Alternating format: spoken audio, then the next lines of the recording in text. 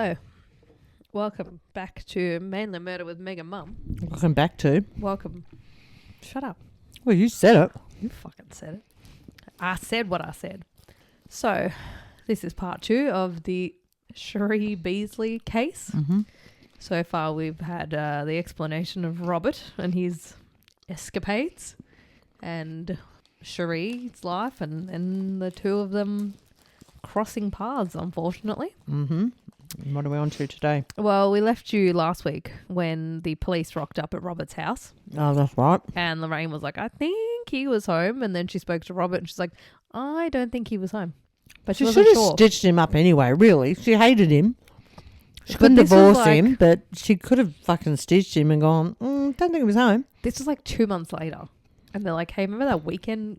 Like, what did No, you do? but on I'm saying she hated him anyway. So when the police asked, she could have just gone, I don't think he was at home. I don't think she hated Let them. I don't Yes, know. she did fucking hate him. Anyway, so she She was knew like, he had the dick out every 5 minutes. She knew he was a cretin. She ran out of her psychiatrist thing, didn't she, last week? Already I angry. know. See? Eat every your week. wafers. Shut the fuck up. So You just do this to get me all fired up. he arrived back home from his business trip. The police had given Lorraine a phone number to get Robert to call them when he was home. Oh, I thought it was going to say, in case she remembered where he really was. Yeah. He told her that he was too tired and he was going to bed. The next morning, Lorraine nagged and nagged until he finally went into a bedroom to call them. She stood just out of eyesight from the door, but she could hear him. She heard him dial a number and then hung up. And he told her that no one was there and he would try again later when he was at work. No one was at the cop shop. He literally went beep, beep, beep, ring, bang, hang the phone up. Like I probably didn't even get a dial tone. What Robert didn't know as he left the house that morning was that police were still following him 24 hours. And they'd had the phone tagged, didn't they? Yep. As they watched him that day, Robert had gone to the Windsor Primary School and was chased away by a teacher. Oh, fucking perv. He then went to St Kilda railway station, approached 3 teenage girls and pulled down the front of his shorts. Oh, He then walked through the park. did they point and laugh? Yeah. He then walked through the park next to the St Kilda Bowling Club and just knelt down and had a wank in the park. Oh, fucking creep.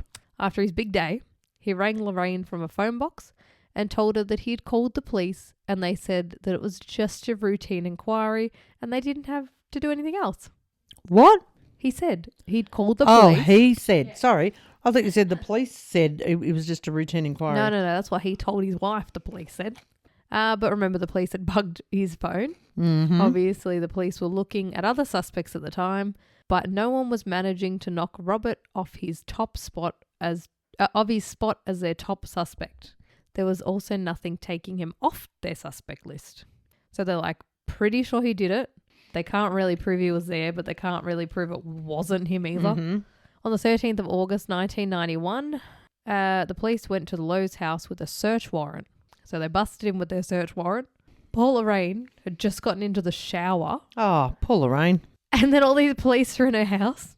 But when they've just knocked on the door? They knocked on the door and like came in. There was heaps of cops like starting Oh. to search the house. And then Robert's like, Lorraine's just got in the shower. Let me just poke my head and be like, hey, Lorraine, there's just some police in the house. So the police Hope you searched. picked up your dirty undies and put them in the wash basket. Oh, could you imagine how? Sorry, just Could you imagine if the police come in here, they wouldn't know where to start. They would have like, oh, hang on, Oh someone's my already God, been you're here so before dramatic. us. The police searched all through the house while allowing the family to Fucking cook funny. and have breakfast. And as they went about searching things, they just like, you know what, you just have your breakfast, have a Yeah. normal day. Did she finish her shower? I assume so. Oh. They also towed his blue hatchback to be forensically searched. They asked why he lied about having a property in Rosebud. He forgot? He went in circles about, but not really answering the question. Like he did that a lot. He just kind of talked. Mm. And they're like, oh, okay, you're not answering the question. Yeah.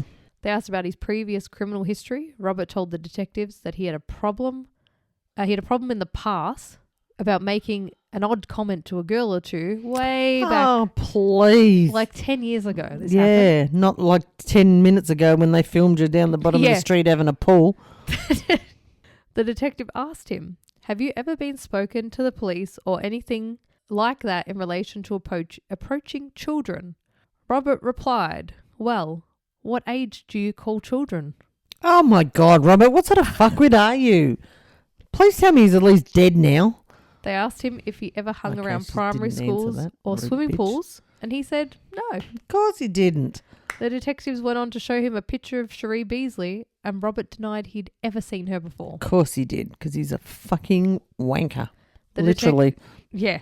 The detective then started going through and asking him rapidly about his prior offences. Robert said, Well, it was a rapid round, was it? oh. Get the buzzer ready. They're like, well, what about this park? What about this person? Yeah. What about? And Robert's like, oh. Yes, no, maybe. No, he was cool, calm and collective during fucking everything. Oh, it's not for me to comment on. It's not for me to comment. My prior offences, not for me to comment. The detectives then started bringing up his criminal history from when he lived in New Zealand. In 1959 in Wellington, indecent assault on a male.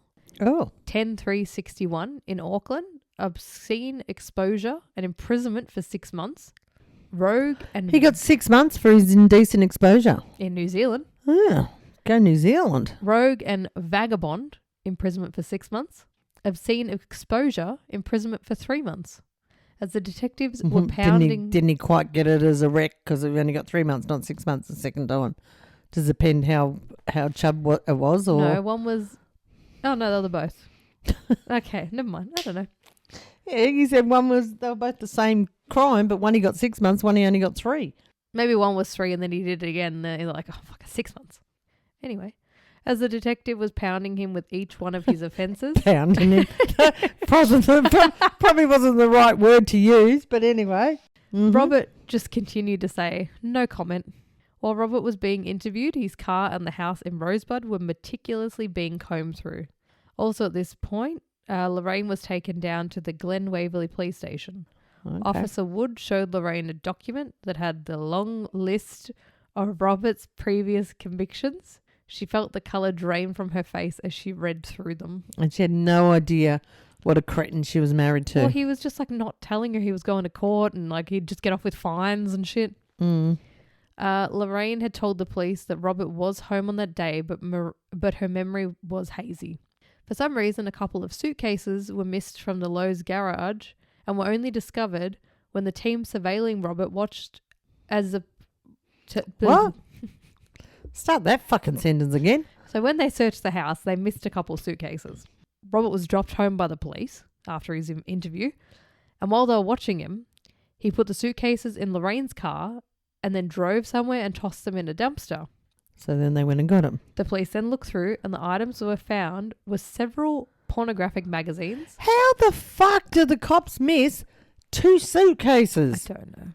They would have been having shit left, right and centre. It's not like the cops go around and go, I'll take this one out, I'll open it, I'll have a look, I'll put it back. They just leave them on the floor. So there would have been 2 fucking shiny suitcases just sitting there and uninterrupted.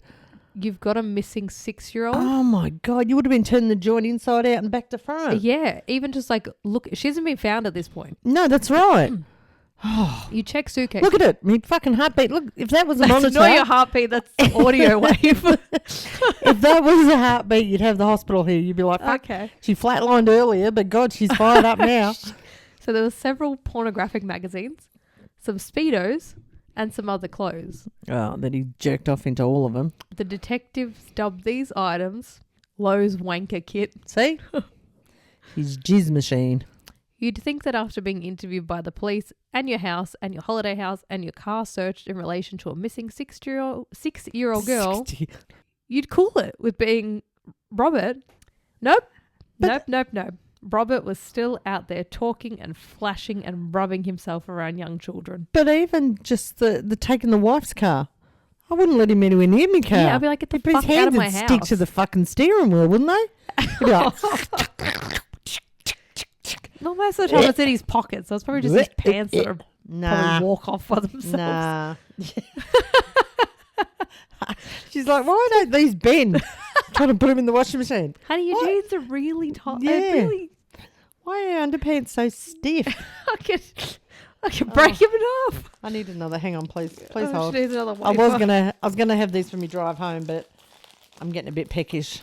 6 days later, on the 19th of August, Robert was busted by his surveillance. So this is not funny, but it kind of is. So they were following him, obviously. Then he was busted wanking in a McDonald's toilet cubicle. Really? Yep. Hang on. Why did they bust him in there? He might have just been in there for a long time, and maybe they're like, oh, maybe there's a kid in there as well. We should probably just like... But you can't get arrested for having a wank on your own behind closed doors. No, he wasn't arrested. They were just like walked in, cubicle door open, pants around the ankle, just rubbing one out in the McDonald's toilet. Okay, that's... They'll probably just like, oh, hey, Robert, what's going on? Stick it back in there, mate. Off you go. Shut the door. Finish what you're doing. Come outside and have your cheeseburger. Ew. When detectives dropped off a copy of the video recorded interviews to the Lowe's house for Robert's solicitor, Lorraine snuck down to the TV and watched Robert's one. Oh, I bet she did. Her stomach hurt watching it, and she was picking up on how many small lies he had told detectives. After days of struggling with herself and speaking to her pastor, she called the detectives to tell them about all the lies. The pressure was starting to mount on the police to either do something about Robert or not. There were talks about dropping the surveillance on him as officers were needed elsewhere. At this point, forensic tests were also starting to come back. Unfortunately, there were no unidentified fingerprints in Robert's car or home. Oh, for Christ's sake, how did they get this prick? Well, can we just jump to the end? I'm getting frustrated now. I've had 2 weeks of this stuff. on the day Robert got his blue hatchback back, the surveillance... Back. The surveillance team followed him. He parked and went to a laneway near the end of a cluster of shops, opened his fly and started masturbating. Oh, my God. It's just... What the fuck? You just can't leave it alone, can he? At 7 a.m. on the 23rd of August, Detective Dale Johnson got a call from a member of the church that Robert attended. He told the detectives that he believed that Robert went down to Rosebud on the Saturday Sheree went missing. He remembered Robert telling them about having to go fix a bathroom tile before the family... About time somebody remembered that. Before the family... I'd forgotten. Before the family went to Mildura. Yeah. What really sealed the deal was that the church guy's wife had mentioned Robert's trip to Rosebud in her diary. Oh. During the search of his Rosebud house, the team had found a palm print in the back bedroom that was obviously a child's. Oh. It sat around 67 centimetres off the floor, and Sheree would have been about 110 centimetres tall. So roughly... Yeah. Yep. Unfortunately, the Lowe's would rent out their unit when they weren't using it. Off. And the police had found that 27 children had been part of the families that rented it. Pissed right off. The police had worked through tracking down and fingerprinting every child. Wow. Even two, and that their families had moved to Zambia, had their prints taken and compared, and slowly each child had been eliminated. Okay. The hard task was trying to find fingerprints or a palm print of Sheree's to compare it to. She obviously didn't have any prints on file. No. And they were finding it hard to get prints from her house. Like a... Of course. Just check our fucking window. You get tubbies. Obviously, the tension in the Lowe house was pretty thick, and Robert had temporarily moved to the Rosebud unit, and the police had also bugged that unit. Oh, good on 'em. 11 weeks now after Sheree had gone missing, Lorraine sat down with detectives and made another statement that she could not recall seeing Robert at home during that day. Lorraine was unsure what to do. She ended up calling Robert's brother Rick, who lived in New Zealand, and Rick hopped on a plane and was met at the airport by Lorraine and several detectives. They went and spoke with Officer Dane Maloney at the St Kilda Road Police Complex, and Rick was filled in on what he could know about. That night, Rick went and stayed at the Rosebud unit with Robert. He questioned Robert, and of course, Robert denied any involvement. Of course he fucking did. Rick had had enough of his brother and belted him. Oh, well done, Rick. Go. You go, you good thing. On the 21st of September, the Rosebud unit was again raided by police and Robert taken down to the station for another interview. Police were amazed at how none of this seemed to bother Robert. He was just like, yep. He's technically a wanker. After about 11 hours of questioning, the police let Rick into the interview room. Let him belt him again. Yeah. Here you go, Rick. The police had thrown everything they could at him and he didn't seem to care. Rick turned to Robert and said that the police knew he had been to Rosebud on June 29th. The church people had told them. Rick and the police were looking from the video monitors and watched as the colour drained from Robert's face. But then he sat back up straight in his chair and said, "Oh yes, I was. I forgot. I was in Rosebud. Oh. Well, the detectives finally realised that their usual tactics worked on most of the suspects because they had a conscience. Robert did not. Mm. But even after this round of hours and hours at the police station, they were no closer to concretely proving Robert was the guy or where Sheree was. During all this time, while the police were investigating, Kerry was obviously devastated. She'd been prescribed relaxants and antidepressants. When she went down to the shops or went for a walk, people were stopping her and giving her hugs and telling them how sorry they were and wishing her the best. She was grateful for everyone, but at the same time, she just wished everyone would leave her alone. I reckon. How embarrassing would that be? Oh, sorry, you're married to a wanker that's Kerry's, possibly killed a little Sheree's girl. mum. Oh, sorry. Okay, sorry, wrong. I was thinking we were talking about the wife. No. Sorry. So they should. Sorry, take back that. I'll cut Feel that free out. to. But again, you'd be like, just fuck off, leave me alone. I agree. Can we just wipe all that? Because But you'd get sick of it. you would. It'd be like, well, we haven't found her. They don't know who killed her or This is kidnapped like her. Or one of the hardest things. She's already lost one child from cot death. Yeah. She's lost her ex-partner, who was the father of one of her children. Mm. And now her daughter, her first child, is missing. Yes. Still not. And people, like, you'd be like, oh, thank you. But it's like, oh, my God, please just don't look Oh, at me. I just want to be 100%. invisible. 100%. And they wouldn't have had online calls at that time. No. And, of course, there was rumours starting to swirl around the town that maybe the mum was involved. Maybe the dad was involved. Maybe it was course. because of a drug debt. The family had to be involved. There's no way a stranger could just take a little girl in the middle of the day. Mm-hmm. On the 24th of September 1991 at around 10 a.m, 3 young girls had been riding their horses in Red Hill and smelt something rotting. Oh. They looked around while trotting through and spotted what they thought was a dead kangaroo. The next night, one of the horse girls' sisters was in the same area and realised that it was not a body of a kangaroo. It was a badly decomposed small human body. So he didn't even bury her deep then? Well, I'll tell you what he did. Okay. I don't know if I actually do. He shoved her down a drain pipe. Oh. And eventually she washed out. Oh, my God. Within the hour, the police were out there, and then soon a pair of officers were at Kerry's house. One of the officers had tears rolling down his face before he even sat down inside. They told her that there had been a child's body found, but it hadn't been confirmed to be Sheree's yet. But pretty high probability. Yeah. They consoled Kerry as best they could, and then they left. All they really had was the body, as its clothes, shoes and underwear were nowhere to be seen.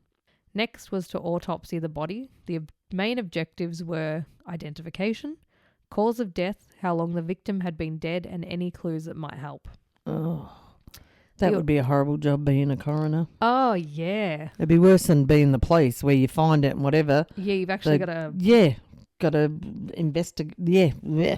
The autopsy was about 8 hours, spread over 3 days. Wow. The skeleton was complete, except for the right 12th rib, the right forearm and hand, the left hand, toes, some teeth, and What, were gone? Yeah, and the hyoid bone. The pelvic bones and lengths of hair on this scalp indicated it was a girl who was probably around 110 centimeters tall. The most likely cause of death was strangulation, but due to the poor condition of the body and the absence of any major organs, the cause of death was unascertainable. Because it'd been like... 11 weeks. Yeah. How long is that? 3 months? Nearly. Yeah. So nearly 3 months in the woods. And the elements, yeah. In a drain with water and yep. a lot of Got it. it. Oh, like everything just washed away. Mm. There's animals, there's all sorts. The area of Red Hill was door knocked to try and gain any information. A lot of the houses in this area were what I put as hoity-toity wankers. Okay. One person told detectives, "Oh, no. Nothing like that would happen here." Yeah. No, it happened here. Mm. On the 30th of September, there was a $100,000 reward for information, and Kerry appealed in a press conference and told them, "I hope he suffers. I hope he rots in hell." On the 1st of October, Detective Tony Jacobs took Lorraine and Benji for a drive around the Red Hill area, trying desperately to somehow connect Robert to this area. They drove around and Lorraine pointed out places that the couple had explored. She also mentioned that sometimes Robert and Lorraine would go out pine coning. Oh, the old pine coning. Yes. Even I remember that crap. Lorraine remembered one particular spot because it was the most recent time they had gone pine coning. Oh. She directed the detective along the back roads and then stopped at the spot she remembered. They were sitting on the road just above Sheree's makeshift grave. So he went pine coning with her. Where he had left. Oh. Yep. On the 5th of October, the surveillance team that was still following Robert watched as he went down to the beach. He was putting his hands down his pants. God almighty. Cut his hands or his dick off, one or the other. And laying in the shallow waters, essentially fucking the sand. Oh, gee. Is there a picture of this fucking cretin? Are you going to put a picture up of him? Yeah, I don't have a slideshow for you because I didn't really want you to have Sheree's face just the whole time. He finished up fucking the sand and then just went back to his unit. He's like, well, there's me done for the day. I'm trying to find. He's creep. Robert Arthur Shelby Lowe. Oh, with him. Sure, I don't have my fucking glasses on. It looks like an orange blob. Yeah. Oh, you're saying that's what it looks like to you or that? Yeah, that's him. Fucking cunt. On the 15th of October 1991, the unidentified body for the case 3189/91 through DNA testing was positively identified as Sheree Joy Beasley. Just after this, Kerry and Steve went to Kmart in Rosebud to pick up the lay-by they had for all the girls' Christmas presents. They decided that they would keep Sheree's presents and still wrap them and put them under the tree. While walking through Kmart, Kerry spotted what she described as a grubby-looking old man. They had seen him before around the streets of Rosebud, at the shops, etc. Every time Kerry saw him, she thought that he looked like he was looking his nose down at everyone, like he had a superior air around him. While they were stopped looking at bike helmets, the man bumped into Kerry. Steve muttered, "Fucking dickhead," to him. He had this stupid smirk on his face and then he was gone. That man was Robert Lowe. God almighty. He purposely bumped into Kerry in Kmart. Yeah. The mother of the child that he had killed. Yeah. On the 25th of November 1991, the police were granted permission to install a listening device in Margaret Hobbs' office. Robert had restarted his therapy sessions with Margaret. During each session, he brought a notepad and pen with him and constantly spoke about the Sheree Beasley case. He would ask her questions like, "Do the police think Sheree's death might be the result of manslaughter, not murder?" Then he would ask if he could be charged with manslaughter. Margaret told him only if you were to tell them what happened, otherwise it would be murder. Robert said, "Well, if I pleaded guilty, it would have to be guaranteed that Lorraine would not divorce me." What? Yep, that's what he wanted. If he made a plea, if he pleaded guilty. Margaret continued to talk about Sheree in their sessions. She mentioned the subject of her missing clothes. Robert said, "They'll never find them. The person would have them in his car and then took them to like Queensland or something." Queensland or something. Let's refresh your memory.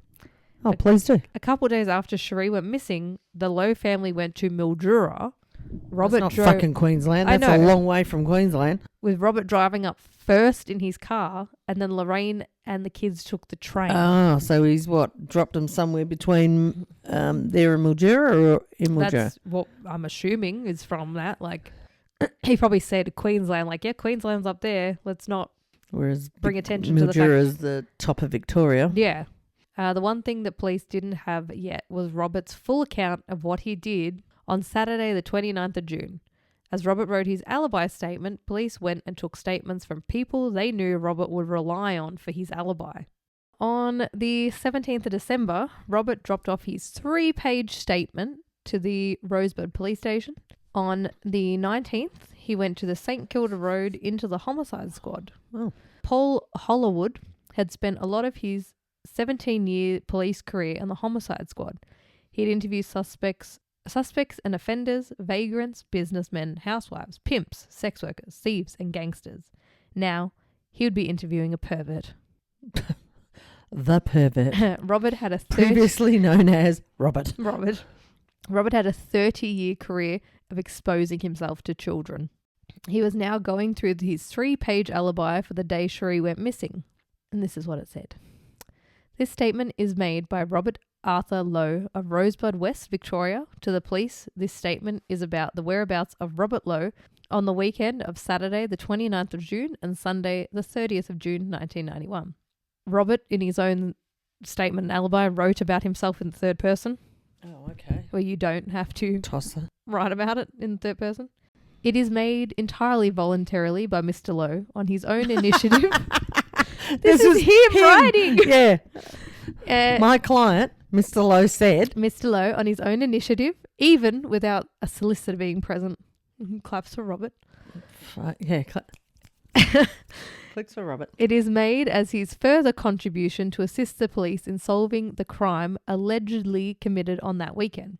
On Saturday the 29th of June 1991, Mr. Lowe left his Melbourne Metropolitan family home at 7:25 a.m. to attend a church meeting in Nunawading at 7:45 a.m. He remained there in the presence of several others until 10:30 a.m. From there, he returned to his wife briefly at the same family home before saying goodbye and heading off to a pre-planned and pre-advised trip to Rosebud at 11 a.m. Mr. Lowe arrived at the family holiday unit at Rosebud around 12 noon to carry out repairs in the bathroom. This was completed as far as was able to be done at about 12:50 p.m. Mr. Lowe then returned to the family home, arriving about 1:50 to 2 p.m.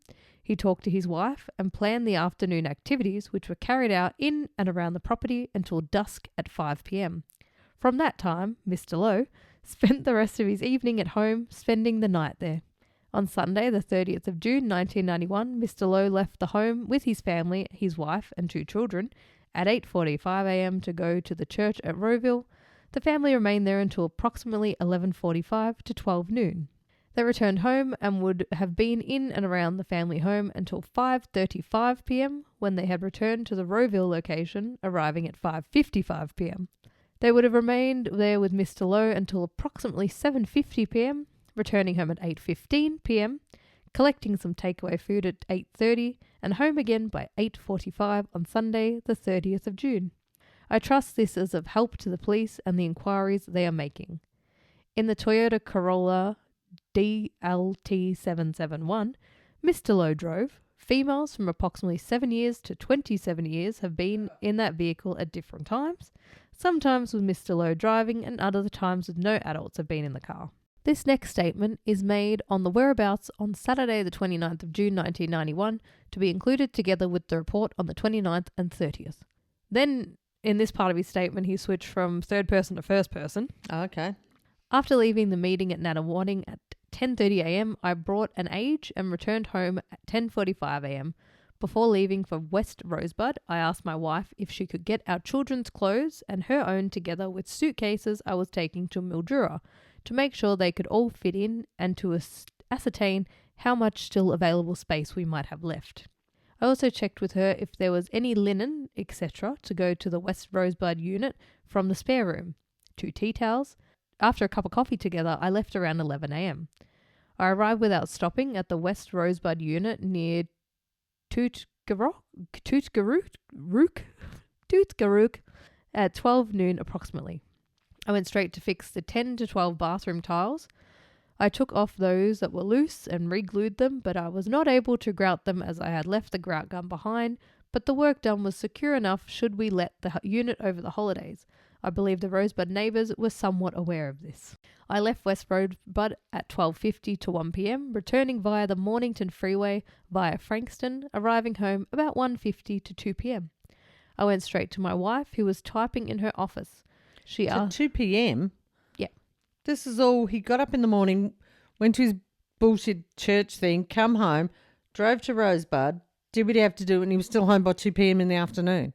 According to him, yes. Seems fast. In reality, we know he didn't arrive till like dinner time because then he turned the washing machine on. Because where was he from? Glen Waverley, did you? No, where did he live? He lived in Glen Waverley. He said he was only in Rosebud for like an hour. Well, the drive from Glen Waverley to Rosebud's 48 minutes. Yeah, well, he said I left West Rosebud at about 12:50 to 1 p.m, returning via the Mornington Freeway, arriving home at about 1:50 to 2 p.m, so about an hour. Yeah. Bloody hell. Okay. I went straight to my wife who was typing in her office. She asked me how I got on. I replied, okay, I'm back a bit early because I left the grout gun behind and I couldn't complete the work. Wasn't I a silly duffer? Silly me. I came home early. Remember, I came home early because I didn't have the grout gun. Yeah. I'll finish it another time, but if we were to let the unit over the June holidays, all the tiles were quite safe. I asked her if she had got out the children's clothes, but she replied she hadn't had time. She's got a lot of work to do that has to be done today, and anyways, the boys weren't home. I made her and myself a cup of coffee and then set about tidying up the mess in the garden because I was going to be away for 2 weeks. Benjamin and I cut down an old apple tree some weeks earlier, and each week we were trying to dispose of the numerous branches and couplings in the rubbish bin. Benjamin rode in on his bike about 2:30 and asked if we could go and get a friend to go to the basketball game another friend was playing at the Glen. He then went on to describe the shit he did in the garden. He was chopping out branches and cut the grass and whatever. And this was all done by 4:45 p.m. Mm-hmm. When Channel 7's 5:30 news came on, the abduction was headlined.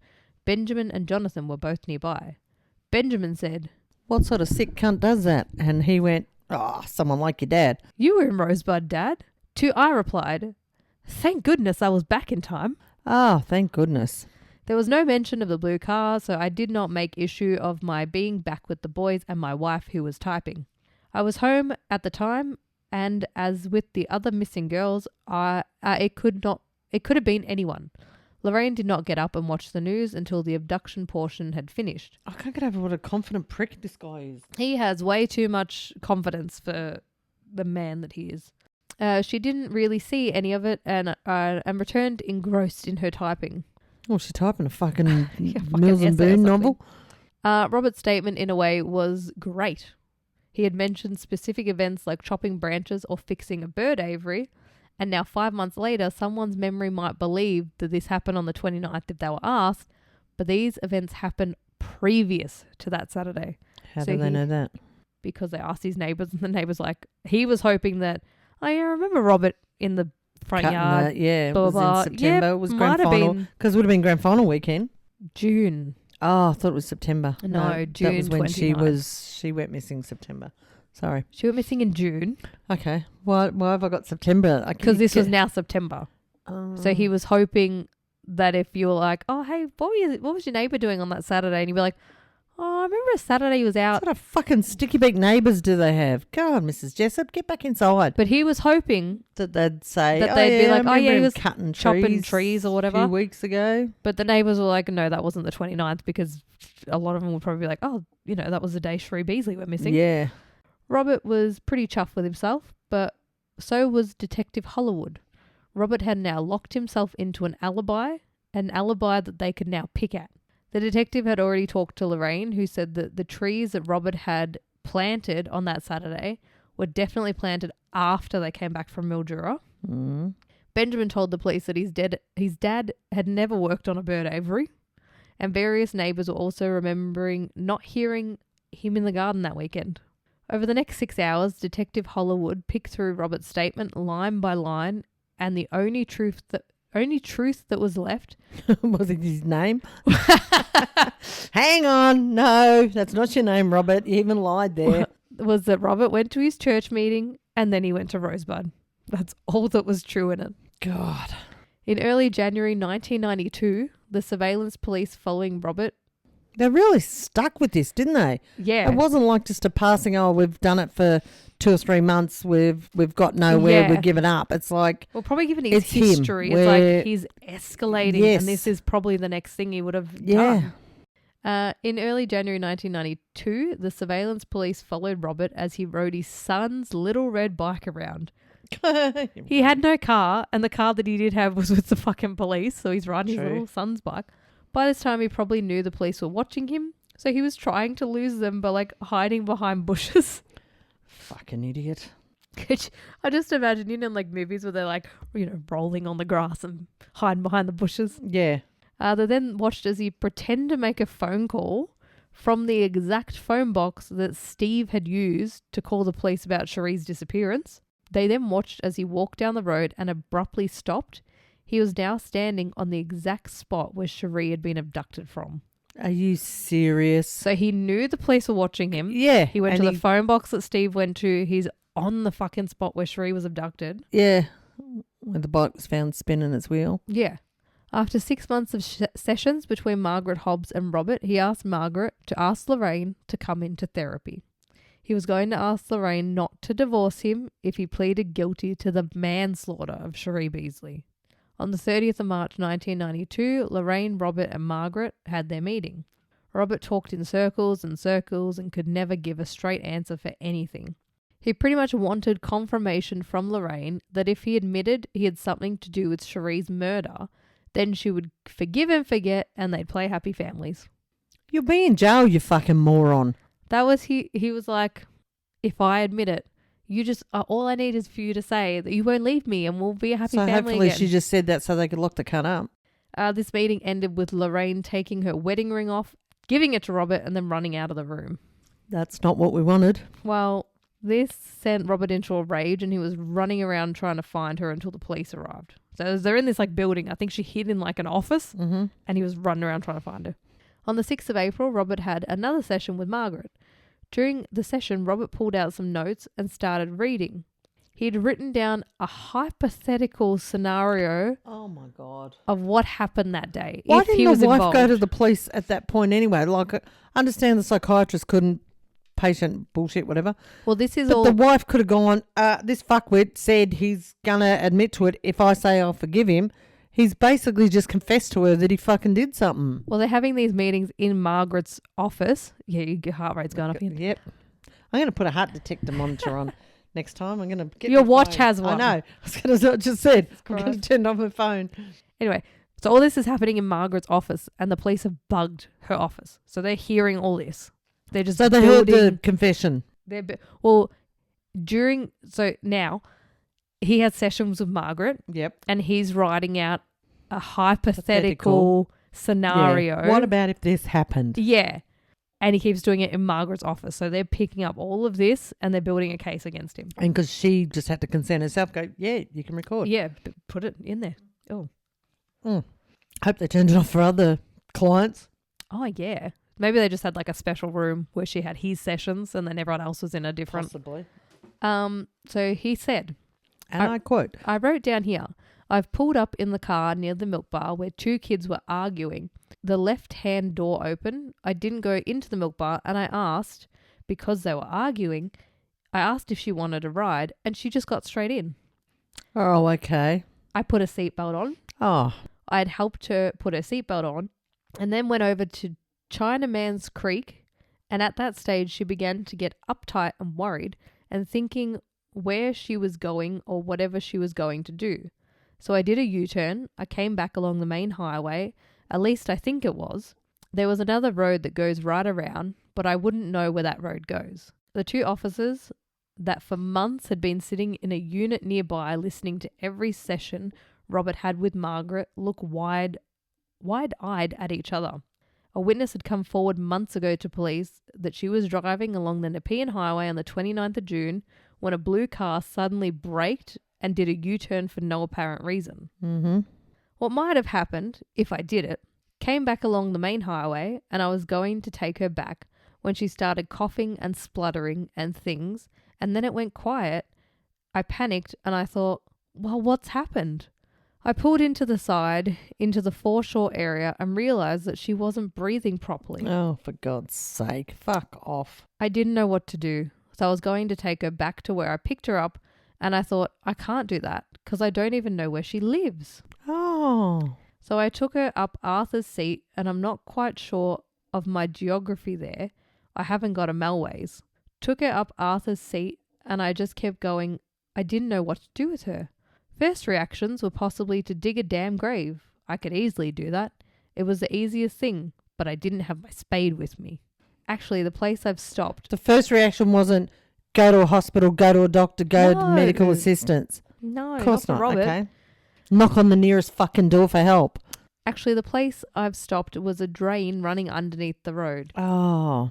I went down and had a look, and it was fairly well hidden enough to jam the body in. So I carted the body out and I didn't take any clothes off because what is the purpose of taking the clothes off when the girl's dead? So I jammed the body in there. It was a tight fit. I thought, goodness, panicked, and then headed back to Melbourne.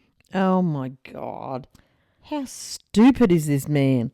Yeah. Or how stupid does he think everyone else is more the point. Margaret didn't want to say much or show any emotion to what he was saying. She did ask him pretty much, what do you think caused Sheree to die? Robert said that she just must have choked. Oh, for God. Yeah. When his hands were around her wrist, around her neck, I'm guessing. I can't say I suffocated her. And I mean, why would I want to suffocate her? Margaret asked him about the missing helmet. And he said, okay, well, I took the helmet off in the car. I mean, you'd be stupid burying a girl with a helmet on, wouldn't you? He then went on to say, they haven't got anything on me, Marg. It's all circumstantial. When it comes to Sheree Beasley and getting her into that car, I know I didn't do it. On the 13th of April, Robert and Margaret had organised to go over to Red Hill to try jog Robert's memory about what happened. As they were driving, Robert excitedly pointed out the Lighthouse Milk Bar like he was a kid on a fun school excursion. He then pointed out a pine tree and said that's where Sheree was picked up. Oh, that's where he had picked up Sheree. Yeah. He pointed along Parkmore Road and said he believed Sheree's mother lived along there. As they drove further, Robert said she began to panic at this point. He said she quietened down as he was driving along the freeway when he told her he was taking her home. But Sheree had become hysterical when he went past the turn-off for her house. She was a fucking smart 6-year-old. She was. To have known. That's where you're meant to turn, buddy. Like, yeah. Why aren't we going that way? Yeah, exactly. Robert then said, spin you around 3 times, you're fucked. You got no direction. You got no idea what direction you're in. This isn't an attack on me this episode. Well, I don't know how to ride a bike. I don't have great directions. Can't read an analog clock. The police, we wouldn't know if the police have been here or not. Like, God almighty. Anyway, keep going. You're running out of time. Robert then said, and there's no evidence. The police will never find any evidence of anything in the unit. I thought I'd eliminate that. She died in the car. They drove further along and Robert explained at this point, Sheree is dead from choking or something. Robert instructed on where to drive and they stopped right at where Sheree's body was found. Robert got out of the car and walked around near the drain for about 15 minutes. With his hand in his pants? Probably. As she drove Robert back home, he was talking so excitedly about everything, like he was reliving the moment. Once she dropped him home, she drove a little away, pulled her car over and then threw up. Oh. Over the next few weeks, Robert would have... Few weeks? Yeah, it took ages. Over the next few weeks, Robert would have more sessions with Margaret, working on and walking through his confession. Oh my God. After each session, Margaret felt sick. Like this is like she's just a therapist. Like imagine having to listen to all this and being like, you killed a fucking 6-year-old. That's right. That the whole town is looking for, the whole state is looking for. And he's telling her he's excited about it. Exactly. And she'd have to just sit there being like, oh, cool, Robert. Cool, that's cool. All right, what are we going to do with that, Robert? When are you going to tell the police, Robert? Yeah. On the 8th of May, 1992, so like nearly a year later, Robert arrived at his next session with his completed confession and was utterly shocked when Margaret told him that he should take it to the police. He eventually left. He was shocked. What did he think was going to happen with We can't take this to the police. My God, Robert. He did leave and he left his confession with Margaret and she took it to the police. Oh, really? He left it there by mistake? I think it was a mistake. I think he's just brain is just fucked. During his next session with Margaret, he had brought a plastic bag with him. He sat down and they started. He asked, Margaret, do you really think that I could put a child in a drain to be consumed by maggots? Yes. She looked at Robert and began to speak, but then stopped when she noticed something on his shoulder. It was a maggot. A maggot? A maggot. The plastic bag he had brought with him was full of maggots. Oh! They were crawling on her carpet, up her chairs. They were all over her office. Oh, the fucking weirdo. What? Oh. Margaret kicked Robert out and then was left to clean up the maggots. Oh, my God. He came back because he was demanding his plastic bag back. I would have put it over his fucking head and held it. Held it as tight as she possibly could around the neck. Fucking idiot. I can't even comprehend. Oh, nah. Like, why? You got to be fucked up to understand this on any level. In early 1993, the brief of evidence against Robert Lowe was complete. The overall summary of evidence was 22 pages long. It was one of the biggest ever murder briefs in Victoria's history. They took the brief down to Dennis Grace, who was a part of the legal advisor's office. 2 weeks later, he told detectives, "There is no doubt that Robert Lowe is going to be charged with something. It's just a matter of what charges we're going to give him." In the end, they were going to charge him with murder, kidnapping, and unlawful imprisonment. On the 30th of March 1993, Robert Lowe was arrested. The detectives told him, "You're under the arrest for the murder of Sheree Beasley. You are not obligated to say or do anything unless you wish to do so. Whatever you do say may be given as evidence and used against you in a court of law." Do you understand that? I do. Robert replied, "Oh, fair enough." I had a good run. He was so fucking nonchalant. Yep. Yeah. Oh, well. When he was in the interview room, Paul Hollywood told him that he was being charged with murder, kidnapping, and unlawful imprisonment. He asked if he had anything to say. Robert said, "No, except I'm innocent of those charges." Yeah, such is life, eh? He was then taken to the Melbourne Magistrates Court to be formally charged. The courtroom was packed with people, even standing lined up against the wall. Also in the courtroom was Sheree's mum, Kerry, her stepdad, Steve, and her grandpa, Neil. Oh, shit. Barrister Peter Ward spoke for Robert and explained that he was concerned for his safety in prison. Oh, well. Shit happens. Kerry shouted from her seat, "He should be allowed in with all the other prisoners." Damn straight. This is Sheree's mum. She's Damn like, "Fuck straight. that guy." Yeah, nah. Put him in there with the rest of them. Tell him what he did to a 6-year-old girl. Yep. No bail was set and he was remanded in custody. As he was being led from the dock, Robert said, "Wrong person, Your Honour." Fuck off.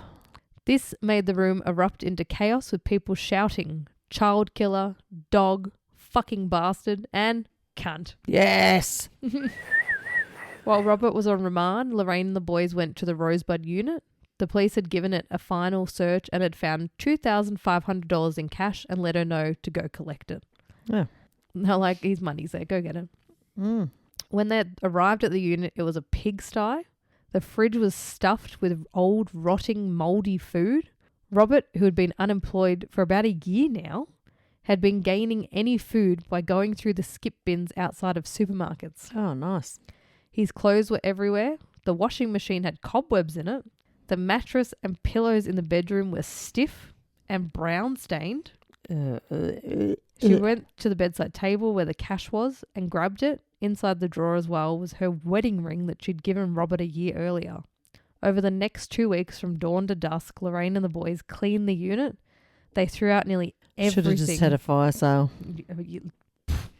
Correct. They threw out nearly everything from the cutlery to the curtains. They steamed the carpets, painted the walls, and overall everything cost just over $2,500. Imagine selling that joint going, "This dickhead lived here for the year before he was arrested." The detectives had received a call that a prisoner in Pentridge, who was cellmates with Robert Lowe, wanted to talk to them. Oh. Over a few meetings, they met with Peter Reed Gregg. Peter had committed armed robberies, assaults, thefts, burglaries, killed a policeman. Oh, all-round good bloke. Had also made a demand to Carmen Chan's family for money, pretending that he was Mr. Cruel. Oh, okay. So he was a reliable source that they're going to get information from. Well, during these meetings, Peter gave the detectives drawings that Robert had made, maps, and that had markings like "picked up girl here." The detectives thought that Peter would not be a credible witness, so he agreed to be wired and went back to his cell. On the 5th of May, Peter came into the interview room and plainly he looked like shit. He hadn't slept in days and he looked pale. He told the police, "I got the lot. That's enough. I can't handle it. I don't know how you coppers do this sort of thing. How do you listen to this shit all day and then sleep at night? I can't handle this." He couldn't believe how a man could kill a little girl and have no remorse. Sadly, the tapes hadn't worked. Oh, for fuck's sake. She's leaving. She's leaving. I'll be back. She angrily has stormed out of the room. They wired him up again. Sorry, she's back, everyone. She's come back from her rage piss. Oh, well, this guy it's ridiculous. They wired him up again, and after that, Peter was moved into another section of the prison. He was also now being treated for anxiety attacks and insomnia. Who's the guy that tried to get the confession from him? Yeah. Oh, for God's It sake. fucked him up. A fucked up criminal. Well done. During the part of Wayne Miller's book where he explained when Robert was being taken to the courts, where he was put into a separate spot on the prison van called the dog box, one of the other prisoners asked the officers who was in the dog box. Was it a dog or a spider? A dog is an informer. Okay. Or a spider or a rock spider is a child molester or pedophile because they get into little cracks. Yes. Not here to fuck spiders. Look, if someone wants to fuck a pedophile, do it roughly. Yeah. On the 16th of November 1993, Robert's committal hearing began. Sheree's mum, Kerry, stepdad Steve, grandpa Neil, and her dad Anthony were in court. They had witness testimony from Shane Park, who was the little boy who was with Sheree right before she was taken. Christine, a lady who had seen Sheree in Robert's car and had picked Robert out of a lineup. And Lorraine, Robert's wife, and Margaret Hobbs. So all these people were on the witness box.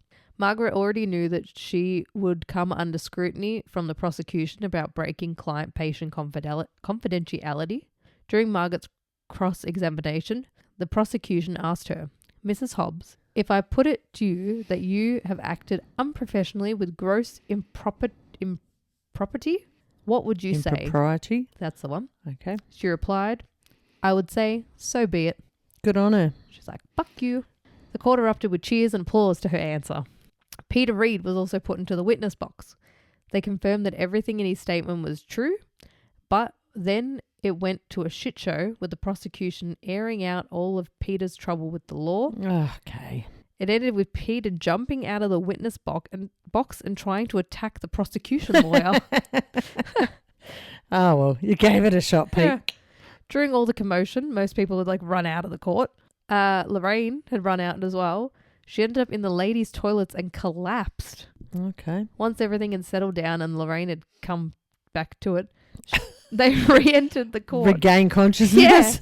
Yeah. A man came up to her. He had fresh tear marks running down his face. He asked her, would you be offended if I offered you a coffee? He got her a coffee and patted her on the shoulder.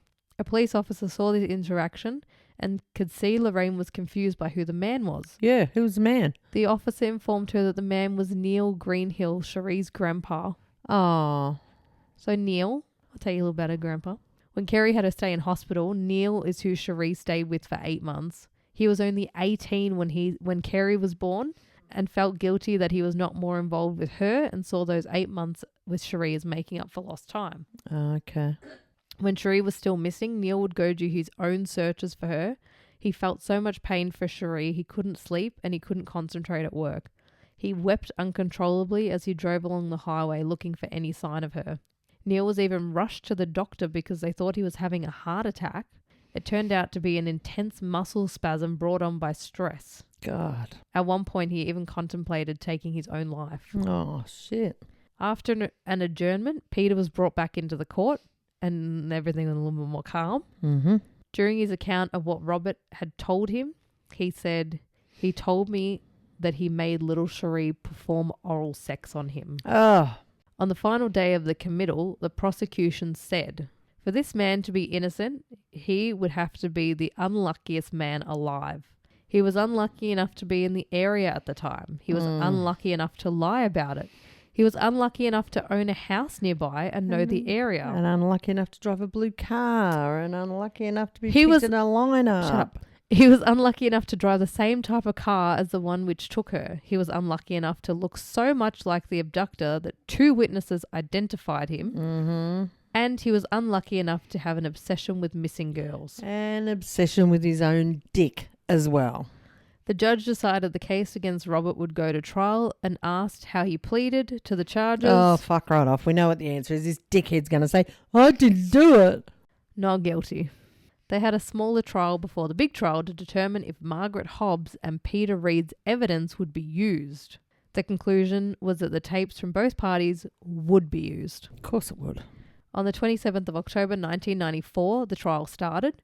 During this, it was revealed that Robert had told Peter that Sheree had choked to death while he forced her to do dirty acts.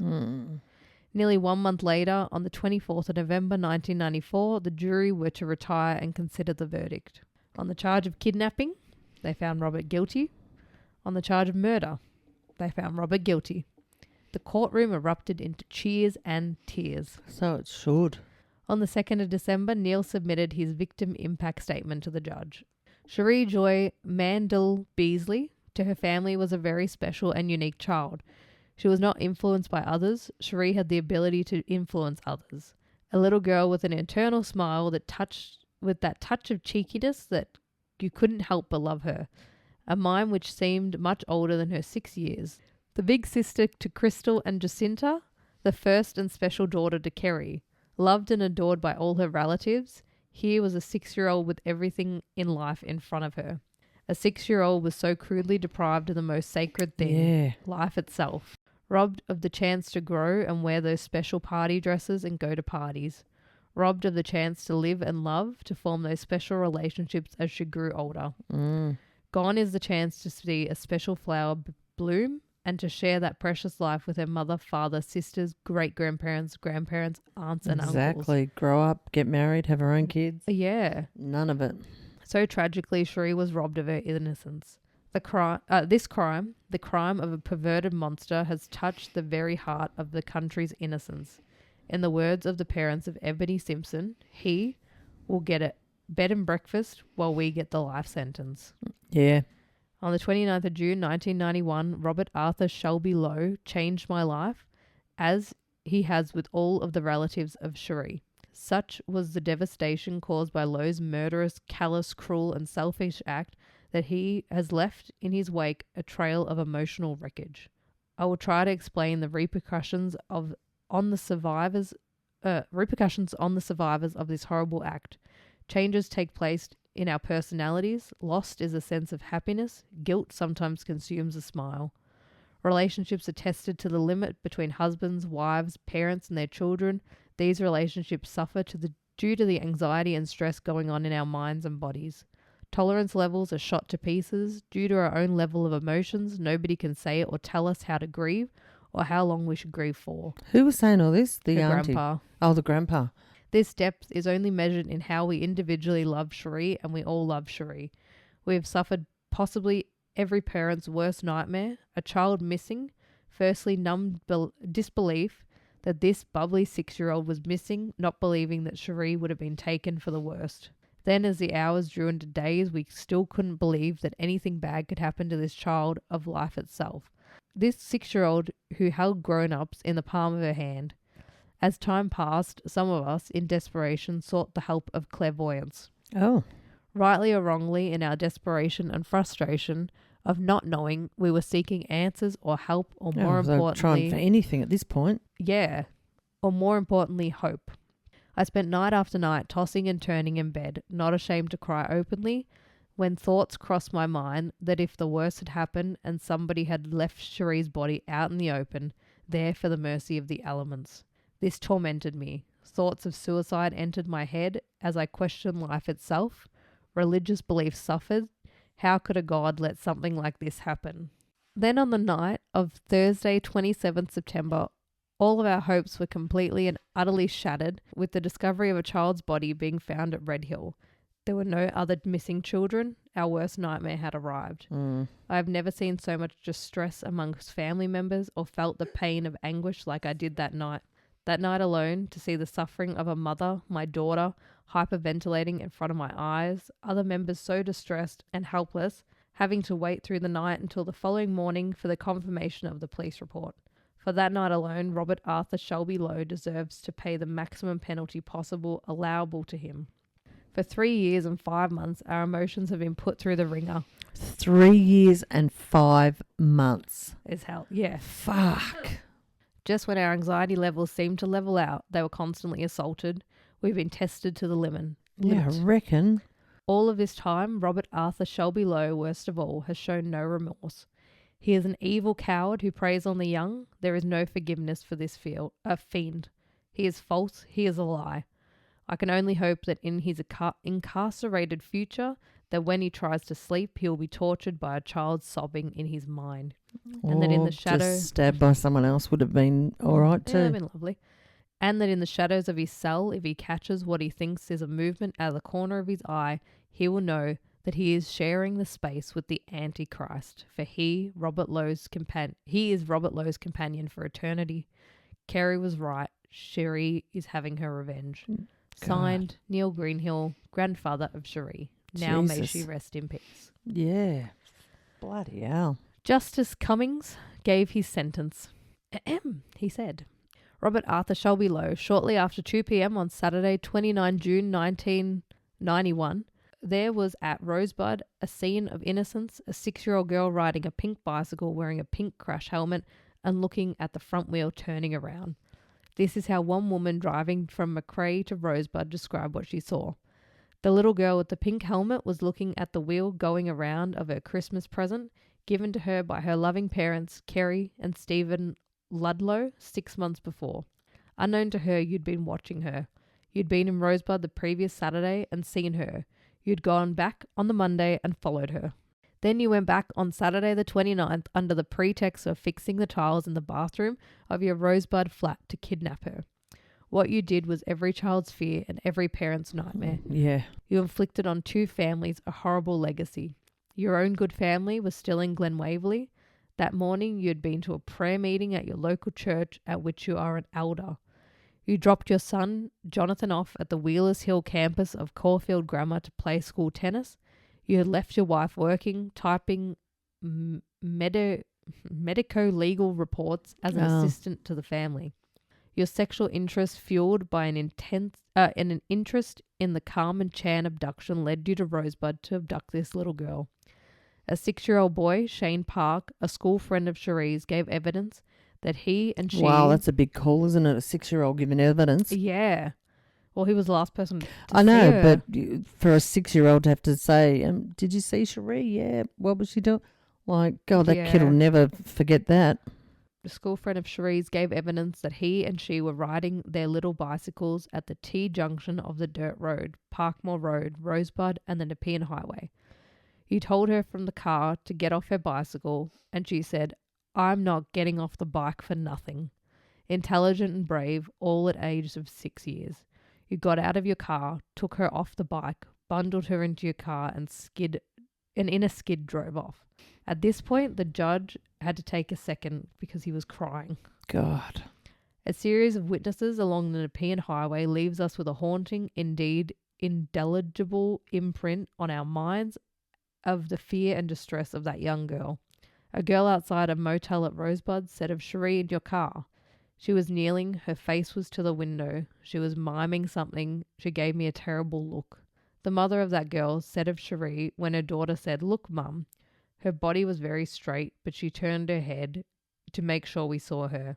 Her lips said help, and the fear on her face overrode everything. And what did you do?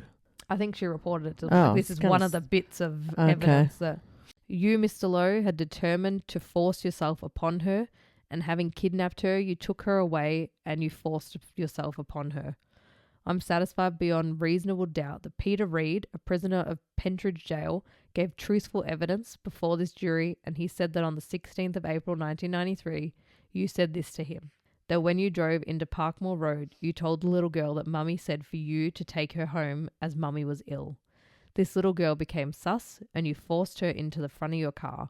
You drove to an inland area and forced her to do dirty acts, and then she choked from you doing dirty acts. From terrifying fear and the act she was forced to do, she choked to death. God. Mr. Reed, you said you were uncomfortable using the words oral sex. You used the words dirty acts in their place. You told Mr. Reed that your sperm had got all over her tracksuit, so you got rid of her clothes after you took them off her. You then, with your feet, forced her into her final resting place. Her final resting place was a cold concrete cylindrical drain, 30 centimeters wide, not even wide enough to contain her other Christmas present, from Christmas 1990, her pink bicycle helmet. There had been major police investigation into this case, and I commend Inspector Hollywood and the Homicide Squad and the Zenith Task Force and the local police for their comprehensive persistence with which they investigated the death of this little girl. In the end, your conduct assisted them because of a series of lies and half-truths you told the police over a period of time. You wove a tangle web around yourself, which eventually captured you. I consider you to have utterly no remorse for your crimes. This has been the most harrowing trial I've ever experienced. On one count, for the kidnapping of Sheree, I sentenced you to 15 years imprisonment. On count 2 of the murder of Sheree Beasley, I sentenced you to life imprisonment. Good. Should have been fucking hung. Too bad we weren't still doing that. Yeah. So an average homicide investigation in Victoria at the time cost taxpayers about $500,000. Robert Lowe cost Victorians just shy of $4 million. That'd be right. Kerry ended up having another baby on the 17th of February 1995, who died 90 minutes after he was born. Oh my God, that poor woman. On the 17th of January 1996, Margaret Hobbs was in the car with her husband when he suddenly blacked out, and sadly Margaret died instantly when the car slammed into a tree. Oh, fuck. Just one thing after the other. Yeah. She'd begun writing a book based on her experience with Robert, and after her death, it was later completed and published by Andrew Rule. Why are you saying that like it's... No, okay. Andrew Rule and John Sylvester. Oh, they're those two that do the talks. They wrote all the Underbelly books. Oh, okay. That's, yeah. On the 6th of December 2010, it was revealed in a Herald Sun article that Robert was recruiting a gang of pedophiles to smuggle child sexual abuse material into Ararat prison. Oh, God. Please tell me someone put a bullet in this cunt's head. He was also grooming young prisoners to become pedophiles. Bloody hell. In August 2014, he wrote that he believed law enforcement was using him as a scapegoat because of their failure to find those who were responsible for the crime. On the 4th of November 2021, at the age of 84... 84 this cunt lived to. Robert died. Thank Christ. And that is our... Cancer. How'd he die? Something good? It doesn't say. Something it just painful? says he died. Fucking... If you know how Robert Lowe died... Or if you had a hand in it, thank you. Everyone just... Maybe that's why. Oh, he just died in prison. He just died with a pillow over his head with a fat prison guard sitting on top of his face. You'd cut off his dick. Oh, 100% you would. I'm surprised there was no instances. In jail? Yeah. Yeah. But that is disgusting. The case of Sheree Beasley. Yeah, that was horrible. Thanks for sharing that. No worries. I feel like it's important to tell these stories. Yeah, I know, but it's hard. horrible. Yeah. It's horrible to hear. But yeah, poor fucking Kerry. She's lost. Yeah, she lost her fourth child, then her ex-boyfriend, and then her daughter, and then she had another. And, that poor lady. Yeah, exactly. Hopefully she got something good now. But yeah, if you'd like to follow us on Instagram, mainly_murder. And if you'd like to email us, mainlymurderpodcast@gmail.com. Or you can join our Patreon. You can buy us a coffee. Hopefully next week I won't sound like I'm... You don't sound too bad actually. Compared to yesterday, you sound like shit. Oh, I think now after all the talking. But yeah, we'll catch you next week when we talk about something a little bit... Oh, please. Lighter? Yeah. There's not a lot of light stories. No, in true crime, but at least there's ones we can hang shit on and that's take definitely the piss out week's. of. Whereas this, you just wanted someone to fucking put a gun in this guy's mouth and pull the trigger. I would have gone a gun up the arse. Oh, yeah, that would have been entertaining. Or right in the dick hole. Yeah. Here's your own personal catheter. Yeah. Yeah, okay. Email us your ways that you would have killed Robert Lowe. Please, share your ideas. Share with the class. Share with the class. All right, we'll see you next Tuesday. Yeah, see you next Tuesday. Bye.